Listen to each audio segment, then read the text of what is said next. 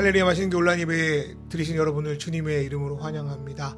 오늘은 누가복음에 나온 열 문화 비유에 대해서 말씀을 드릴 텐데요. 하나님께서 주신 문화를 우리가 살아가면서 주님의 영광을 드러내는 데 사용되는 그런 저와 여러분 되기를 소망하며 이 시간 주님을 찬양으로 예배하겠습니다.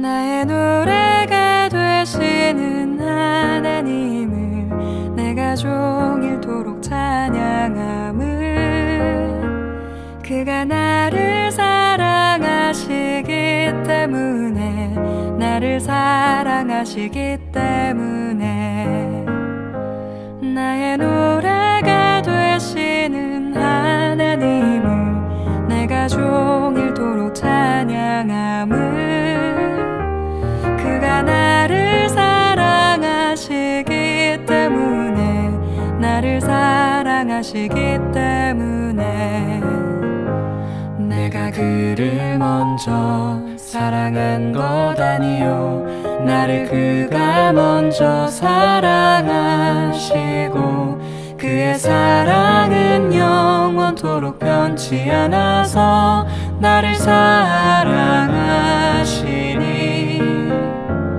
내가 가장 좋은 것으로 그에게 드리고 싶어라.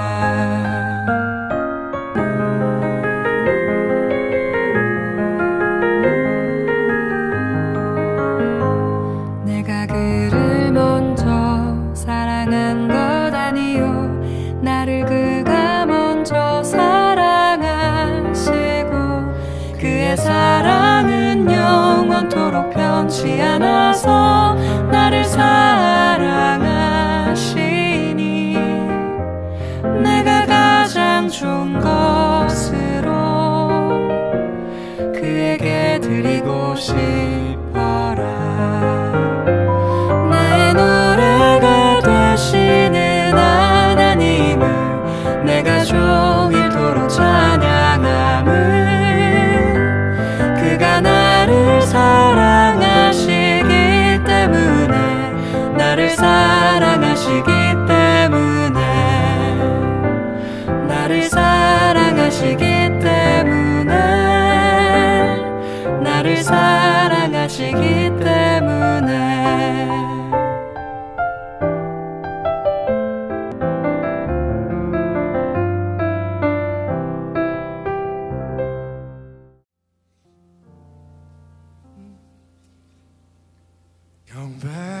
경배하리 주 하나님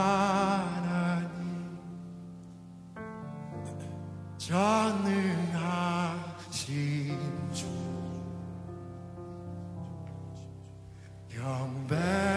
경배하리 평화의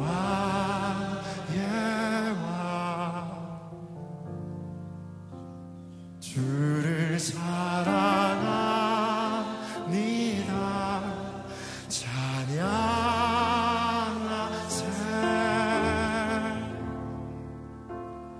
누가 주와 같으리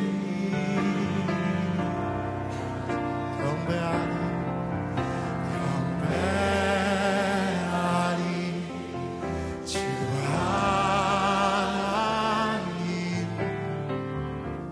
전능하신 주 오직 우리 주님 한 분만 경배하리 경배하리 주 하나님 전능하신 주 경배하리 경배하리 평화의 왕 주를 사랑하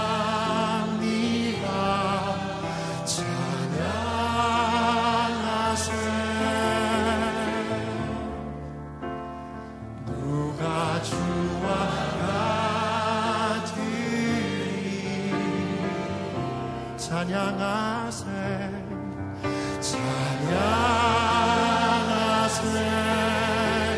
누가 주와 같으리 누가 주와 같으리 찬양하세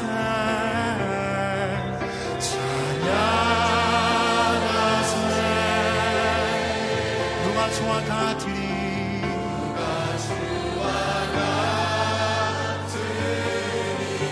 다시 한번 또 영원히 찬양하세 찬양하세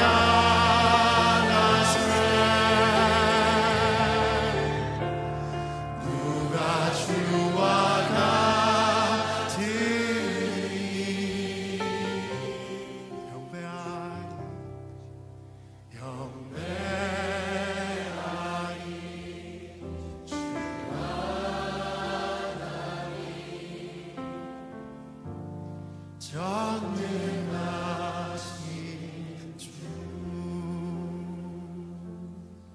그들이 이 말씀을 듣고 있을 때 비유를 더하여 말씀하시니 이는 자기가 예루살렘에 가까이 오셨고 그들은 하나님의 나라가 당장에 나타날 줄로 생각함이더라.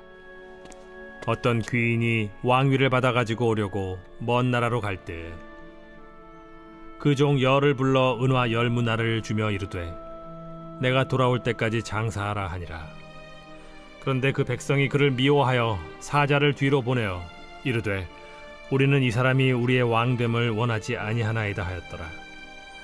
귀인이 왕위를 받아가지고 돌아와서 은화를 준 종들이 각각 어떻게 장사하였는지를 알고자 하여 그들을 부르니 그 첫째가 나와 이르되 주인이여 당신의 한 문화로 10문화를 남겼나이다. 주인이 이르되 잘하였다 착한 종이여 네가 지극히 작은 것에 충성하였으니 10고을 권세를 차지하라 하고 그 둘째가 와서 이르되 주인이여 당신의 한 문화로 5문화를 만들었나이다. 주인이 그에게도 이르되 너도 5고을을 차지하라 하고 또 한 사람이 와서 이르되 주인이여 보소서 당신의 한 문화가 여기 있나이다. 내가 수건으로 싸두었었나이다. 이는 당신이 엄한 사람인 것을 내가 무서워함이라. 당신은 두지 않은 것을 취하고 심지 않는 것을 거두나이다. 주인이 이르되 악한 종아 내가 네 말로 너를 심판하노니 너는 내가 두지 않은 것을 취하고 심지 않는 것을 거두는 엄한 사람인 줄로 알았느냐. 그러면 어찌하여 내 돈을 은행에 맡기지 아니하였느냐. 그리하였으면 내가 와서 그 이자와 함께 그 돈을 찾았으리라 하고 곁에 섰는 자들에게 이르되 그 한 문화를 빼앗아 10문화 있는 자에게 주라 하니 그들이 이르되 주여 그에게 이미 10문화가 있나이다. 주인이 이르되 내가 너희에게 말하노니 무릇 있는 자는 받겠고 없는 자는 그 있는 것도 빼앗기리라. 그리고 내가 왕됨을 원하지 아니하던 저 원수들을 이리로 끌어다가 내 앞에서 죽이라 하였느니라. 오늘의 말씀은 마태복음의 달란트 비유와 매우 비슷한 이야기를 담고 있는 누가복음의 문화 비유에 대해서 말씀을 드리려고 합니다. 그런데 우리는 대부분의 이 내용을 마태복음의 내용을 가지고 배웠지 누가복음을 가지고 이 비유의 내용을 잘 배우지는 못했던 것 같습니다. 솔직히 저 역시 이 본문을 읽고 좀 묵상하기만 했지 본격적으로 연구하거나 이것을 가지고 설교한 적은 이번이 처음이었던 것 같습니다. 그래서 어떻게 이 본문에 담긴 내용을 잘 찾아내고 전할지가 이번 주에 저의 큰 고민 중에 하나였습니다. 그런데 마태복음에서나 누가복음이나 예수님께서 이 비유에 대해서 말씀하신 목적은 동일합니다.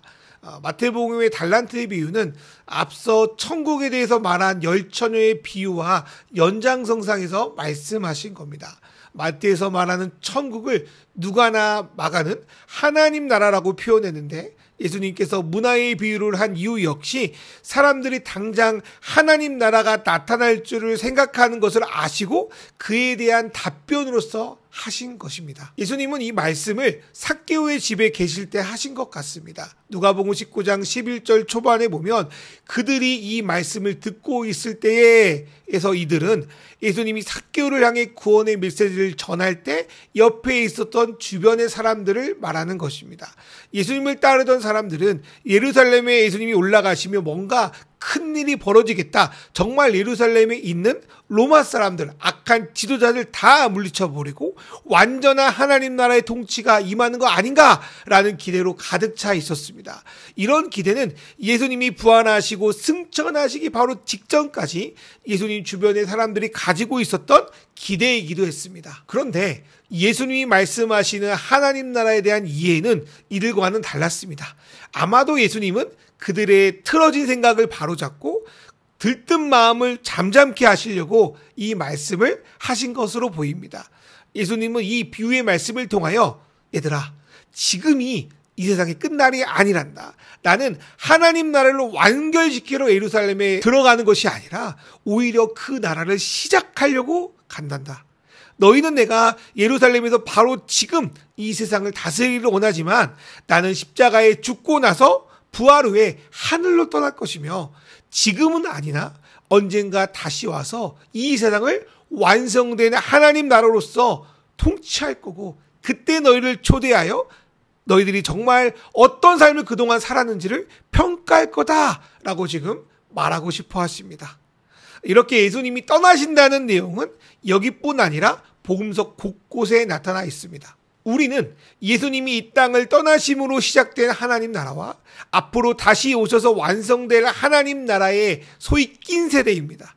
그리고 그 사이에서 주님의 재림을 기다리는 그리스도인들이 어떤 삶을 살아야 하는지가 오늘 말씀이 전하고자 하는 중심 내용이라고 저는 생각합니다. 그런데 예전에도 지금도 메시지를 가장 효과적으로 전할 수 있는 방법은 이야기, 즉 비유를 사용하는 것입니다. 직접적인 메시지도 좋지만 그 메시지에 이야기가 담겨 있을 때 사람들은 이 말이 정말 무슨 뜻인지를 잘 기억합니다. 특별히 예수님이 오늘 말씀을 전하실 때 가져온 이야기는 유대인들이 뼈저리게 겪은 왕의 부재와 귀환에 대한 내용이었습니다. 그런데 여기서 우리가 주의할 점이 있는데요. 비유를 사용하는 것은 메시지를 강조하기 위함이지 가지고 온 비유 전체가 그 메시지는 될 수 없다는 겁니다.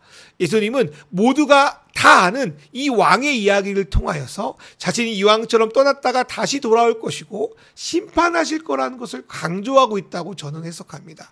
예수님이 비유에서 끌고 온 이야기는 헤롯 대왕의 아들 아킬라오스, 다른 말로 아킬레오라고 불리는 한 왕의 에피소드입니다. 예수님이 막 태어나자마자 예수님을 죽이려고 했던 헤롯 대왕이 죽고 아들이 왕으로 이제 올라가야 하는데 로마의 속국인 관계로 반드시 황제의 허락이 필요했습니다. 이것은 마치 조선의 왕이 취임했을 때 상국이 명나라의 허락을 받아야 되는 상황과 좀 비슷해 보입니다. 그런데 여기서는 더 굴욕적인 게 왕이 직접 황제를 찾아가 뵙고 허락을 구해야 했습니다. 그런데 이 왕자가 워낙 이제 포악하다가 보니까 일부 유대인들은 따로 황제에게 사신을 보내가지고 이 사람은 왕으로서 자질이 없습니다. 이 사람을 왕으로 세워주지 마십시오라고 간청합니다. 그러다 보니까 아킬레오가 왕으로 선출되는 것이 늦어지고 유대의 전체의 왕도 아니고 일부 지역만 통치하는 분봉왕이 되어버립니다. 이거에 분노한 이 아킬레오는 유대에 돌아와가지고 그를 반대한 3,000명의 유대인을 학살합니다. 이렇게 예수님이 이 비유에서 끌고 온 이야기가 강하다 보니까 어떻게 예수님이 이러한 잔인한 이야기를 자기로 빗대어서 비유하겠냐며 이 문화의 비유는 예수님에 대한 이야기가 아니라 그 당시 폭정을 일삼는 세상 지도자를 향한 일침이라고 해석하는 분도 계십니다. 그런데 저는 그것이 아니라 예수님께서 청중이 모두 알고 있는 한 아킬레오 이야기를 통하여 충격적인 요법을 주실 뿐 아니라 하나님 나라를 전하는 데 필요한 몇 가지의 내용을 끌고 온 것으로 보고 있습니다. 그래서 우리는 이 말씀을 보기 전에 평화의 왕 예수님과 세상의 왕 아킬레오의 몇 가지 유사점과 차이점에 대해서도 생각해 봐야 합니다. 몇 가지 생각해 본다면 예수님은 하나님의 아들이자 평화의 왕으로 이 땅에 오셨지만 아킬레오는 폭정을 행하는 왕으로 유대에 돌아왔습니다. 예수님은 다시 돌아와 영원한 하나님 나라를 이루실 것이지만 그는 왕이 되어 돌아온 지 몇 년 만에 쫓겨나가는 수모를 겪습니다. 아킬레오가 자기 백성들에게 미움을 받은 것처럼 예수님 역시 그 당시 지도자들에게 미움을 받고 결국 자기 백성들의 고소로 십자가에서 죽게 되십니다. 그리고 아킬레오가 자기를 반대한 이들을 부당하게 처벌한 것처럼 예수님 역시 자기와 그가 가져올 나라를 거부한 이들을 심판할 건데 부당한 것이 아니라 정의로서 심판하실 것입니다. 또한 오늘의 말씀에는 왕을 반대하는 백성뿐 아니라 다른 그룹의 사람들이 등장하는데 이들은 왕의 종들입니다. 그런데 여기서 나오는 종은 노예를 말하는 것이 아니라 왕의 신하로 보는 게 타당합니다. 그런데 말씀 속의 왕자는 이들에게 매우 이상한 일을 시킵니다. 그것은 10명의 종들에게 각각 한 문화씩을 나눠주며 자신이 돌아올 때까지 수익을 내라, 장사를 하라는 것이었습니다. 저는 이 말씀이 여기 나오는 왕자가 아킬레오가 아니라 예수님이라고 보는 결정적인 이유 중에 하나입니다. 만약 마태복음처럼 달란트를 줬다면 야, 이 말씀이 예수님이 아니라 아킬레오 아니야? 이렇게 해석할 수 있겠는데 왜냐하면 달란트 정도만 주면 왕이 그들에게 주었다 정도로 여겨지기 충분했기 때문입니다. 달란트 하나가요, 금 34kg 정도 되니까요. 오늘날 우리나라 돈으로 환산하면 한 20억 정도 됩니다. 이 정도 되면 왕자가 맡긴 사업 정도라고 충분히 여길 수 있지 않겠습니까? 그런데 오늘 본문에서 등장하는 주인인 왕자는 종들에게 얼마를 주냐면 각각 한 문화씩을 줍니다. 한 문화는 노동자 3달치 정도의 월급이라고 합니다. 우리나라 돈으로 하면 1,000만 원도 안 되는 돈일 겁니다. 작은 돈은 물론 아니지만 이걸로 사업하기는 쉽지 않습니다. 그런데 일국의 왕자라는 자가 그 정도 돈을 주고 자기 이름으로 사업하라고? 이건 좀 말이 안 되는 것 같습니다. 저는 오히려 이 부분이 예수님께서 하나님 나라가 무엇인지 알려주기 위해서 집어넣은 내용이라고 판단이 됩니다. 아킬레오와 비슷한 부분도 있지만 아킬레오와 같지 않은 왕자, 그분은 하나님의 아들 예수 그리스도이십니다. 그렇다면 비유 속의 왕자는 왜 크지도 않은 작은 돈을 가지고 이 종들에게 자기가 돌아올 때까지 돈을 벌라고 했을까요? 비록 사소하고 작은 일처럼 보일지 모르지만 종들이 신실하게 주인인 자신이 맡긴 사명을 감당하고 있는지를 보기 위해서 그랬을 것입니다. 이것은 우리의 경우도 비슷한 것 같아요. 그분이 보여주시는 거대한 나라와 비전을 생각하면 우리가 지금 하고 있는 것들은 매우 작아 보입니다. 매스컴에서 보여주는 거대한 어떤 스토리에 비하면 우리가 하는 일은 먼지처럼 같습니다. 신앙 안에서도 눈에 띄고 거대하게 보이는 이야기들이나 관심을 갖지 보이지 않는 곳에서 그분의 뜻을 위해 일하는 사람들의 이야기는 잘 드러나지 않습니다. 그런데 예수님은 자기를 따르는 모든 이에게 1문화씩을 주셨습니다. 이 문화를 무엇이라고 해석해야 될까요? 보통 마태의 달란트 비유에는 달란트를 보통 재능이라고 해석할 때가 많은데요. 누가복음의 문화는 누가복음 8장의 씨 뿌리는 비유에서 나오는 복음의 씨, 예수 그리스도를 통해 받은 하나님 나라의 복음이라고 저는 생각이 듭니다. 어쩌면 문화는 자신이 가진 재능과 시간에 관계없이 누구나 똑같이 받은 마태복음의 1데나리온과 비슷해 보입니다. 우리 각자 가지고 태어난 것도 상황과 환경도 다릅니다. 그런데 예수 그리스도를 믿음으로 받아들인 하나님 나라의 복음, 예수 그리스도는 같습니다. 그런데 이 복음을 가지고 어떤 열매를 맺는 삶을 살아갈지는 차이가 생깁니다.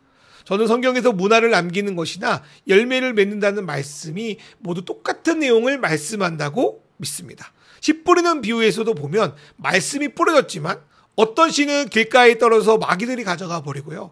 어떤 씨는 돌짝밭과 가시덤불에 떨어져서 제대로 자라지 못합니다. 그러나 좋은 땅에 떨어졌을 때 성경은 마태복음에서는 30배, 60배, 100배의 결실을 맺는다고, 특별히 누가복음은 그냥 100배의 결실을 맺는다고 단호하게 선포하십니다. 성경에서는 하나님 나라의 복음이 심겨지면 그게 겨자씨만한 믿음을 가졌더라도 공중의 새들이 깃들 만큼 자랄 수 있다고 말씀합니다.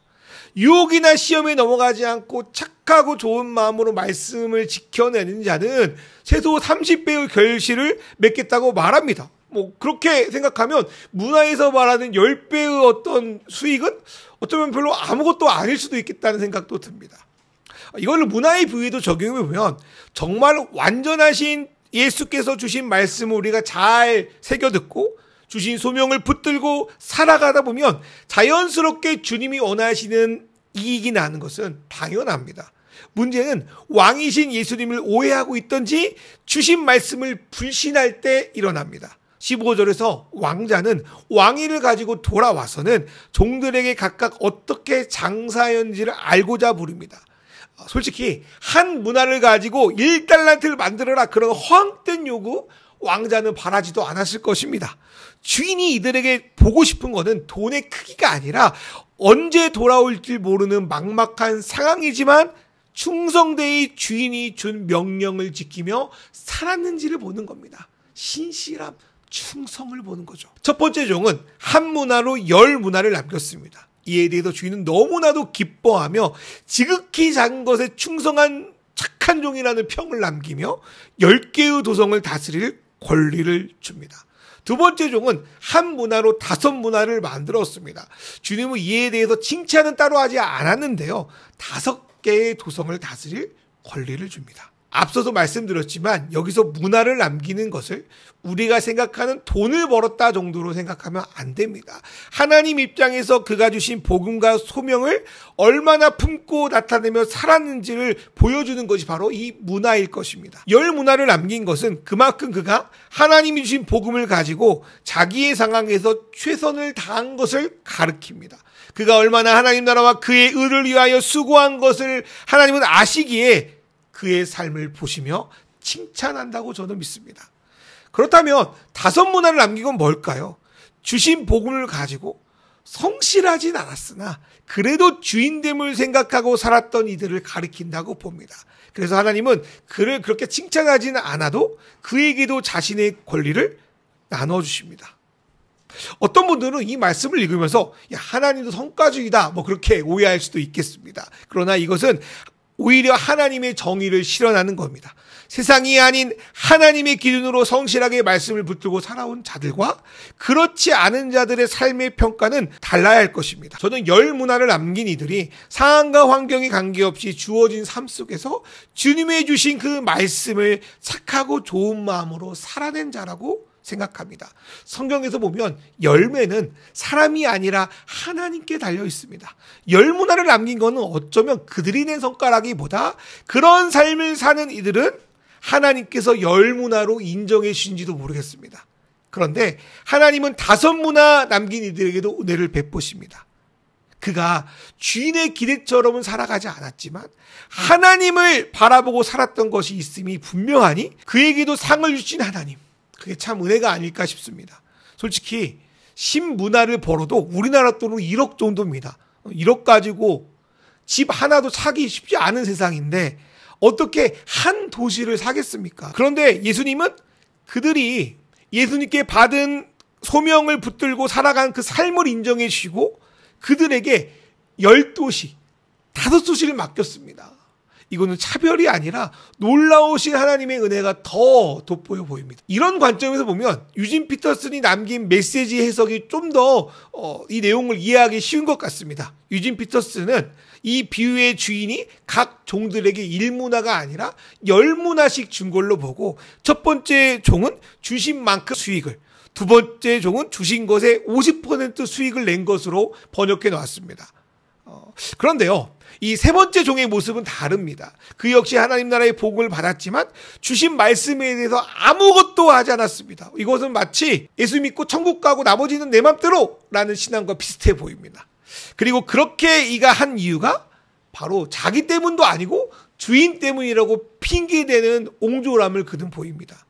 누가복음 19장 21절의 말씀을 풀어놓으면 이렇습니다. 주인님, 당신은 무서운 사람입니다. 당신은 나에게 돈도 안 맡겼으면서 돈 주라는 사람이고 투자하지도 않았으면서 이익을 내라고 하는 악덕 기업주입니다. 그래서 나는 오히려 아무것도 않겠다고 한 겁니다. 라고 말하는 겁니다. 만약에 이 종이 1문화만 더 이익을 냈더라도 주인은 그에게 한 마을의 권세를 내어줬을 겁니다. 그런데 그는 아무것도 하지 않았습니다.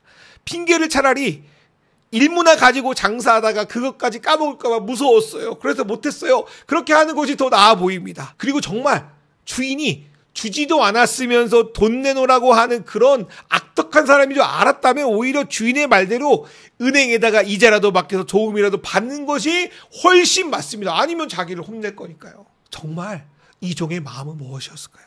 정말 그렇게 주인이 엄한 사람이라고 생각한 것일까요? 진정 이 종의 속마음은 무엇이었을까요? 첫 번째로 그는 주인이 준 문화의 가치를 평가절하합니다. 다른 종은 몰라도 그에게 있어서 일문화는 아무것도 아니었습니다. 이것은 예수님이 우리에게 주신 놀라운 구원이 있음에도 그것을 아무것도 아닌 것으로 여기고 다른 것 안 준다고 불평하는 모습과 닮아 있습니다. 두 번째로 이 종은 주인이 하는 일을 온몸으로 거부합니다. 주인이 준 문화가 귀한 이유는 어쩌면 문화 자체가 막 좋아서 이런 걸 수 있겠지만 그보다는 주인이 주었기에 귀한 겁니다. 그런데 그는 주인에 대한 존경과 신뢰도 없습니다. 그래서 그는 주인이 맡긴 일에 대해서 오히려 아무것도 안 하는 것입니다. 차라리 주인의 명령대로 하다가 그 돈을 잃어버리는 게 차라리 나았을지도 모릅니다. 그러나 그는 주인의 인격을, 주인의 주의를 완전히 정면으로 무시해버립니다. 세 번째로 이 종은 주인이 하라는 걸 하지 않고 뭘 했을까요? 성경에는 드러나 있지 않지만 주인의 명령과 정반대되는 일을 하면서 살았을 걸로 추정됩니다. 말로는 자기가 주인의 종이라고 하나님을 믿는다고 하면서 실제로 주인에 맡긴 일은 그대로 방치한 채 주인을 싫어하는 백성들이 하는 일에 오히려 같이 동조하고 열심을 내며 살았을 겁니다. 이것은 주인을 배신하는 일이고 주인이 왕대심을 싫어하는 사람들과 별 다를 게 없는 삶이었던 것입니다. 그래서 주인은 이 종에 대해서 평가하기를 악한 종이라고 말합니다. 그리고 너에게 있는 그것마저도 빼앗겠다고, 나는 네가 나의 원수와 다른 점을 도저히 찾을 수 없다고 말씀하는 것입니다. 저는 오늘의 말씀을 묵상하면서 마태복음 7장의 열매 맺는 자에 대해서 하신 예수님의 말씀이 생각났습니다. 우리 눈에 보기에 마태복음 7장 22절에 나오는 사람들은 누구보다도 하나님의 열매를 맺은 사람들, 누구보다도 하나님께 수익을 많이 올려드린 사람들로 보입니다. 그런데 주님은 이들에게 열매를 찾지 못하고 이들을 못된 나무로 불법을 행한 자로 말씀하십니다. 그들은 자신들이 주인의 신하라고 뻐기지만 실제로 하나님의 일을 한 게 아니라 자기의 욕망, 세상의 뜻대로 살아갔기 때문에 하나님은 그들에게서 도저히 열매를 발견할 수 없었습니다. 성전 옆에 있는 잎만 무성한 무화나무를 보시고 그 속에서 아무것도 발견하지 못한 것과 동일합니다. 사랑하는 여러분, 주인이 떠나기 전 종에게 주인은 문화를 주면서 자신의 일을 맡기셨습니다. 그것처럼 예수님은 우리에게 자기 자신을 주시면서 이제부터는 너희가 하나님 나라의 백성으로 살라고 하셨습니다.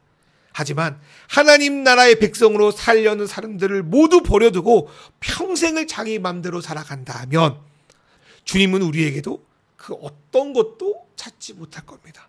그렇다면 예수님께서 우리에게 심으신 복음의 씨는 무엇일까요? 우리에게 어떤 문화를 주셔서 주님의 뜻대로 살라고 하실까요? 세상이 보이는 화려한 가치를 이루면서 주님께 했다고 자랑하는 것이 아니라 하나님 앞에서 우리가 붙들어야 되는 것은 무엇일까요? 바울 사도는 이것을 그리스도의 마음을 품을 때 가능하다고 합니다.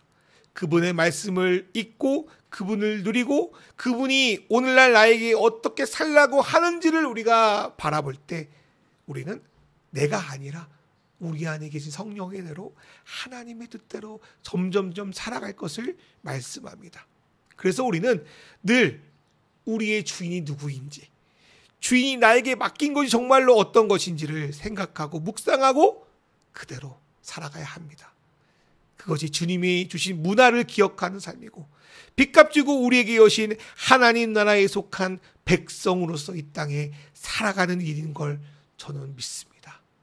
우리 이 시간 주님 우리에게 주신 그 복음, 우리에게 주신 그 일문화를 경홀히 여기지 않고 우리의 삶 속에서 주님의 뜻을 의지하여 열매 맺을 수 있도록, 남들이 보기에는 초라해 보여도 우리에게 주신 걸 가지고 하나님 보시기에 착하고 충성된 종이라고 말씀드리며 하루하루를 성실히 살아갈 수 있도록 주님 인도해 달라고 우리 이 시간에 주님 앞에 기도하면 좋겠습니다. 이 시간 기도하겠습니다. 하나님, 이 시간 예수님께서 우리에게 주신 은혜에 대해서 묵상합니다. 하나님 나라에 대해서 묵상합니다. 우리에게 행하신 일이 얼마나 놀랍고 귀한 일인지를 이 시간 생각하며 나아갈 수 있도록 인도하여 주십시오. 하나님 백성으로 나에게 주신 뜻이 무엇인지를 생각합니다. 나에게 주신 당신의 뜻을 깨닫고 그 뜻대로 살아갈 수 있도록 인도하여 주시옵소서. 우리 시간 같이 기도하겠습니다. 하나님 아버지, 시간 기도합니다.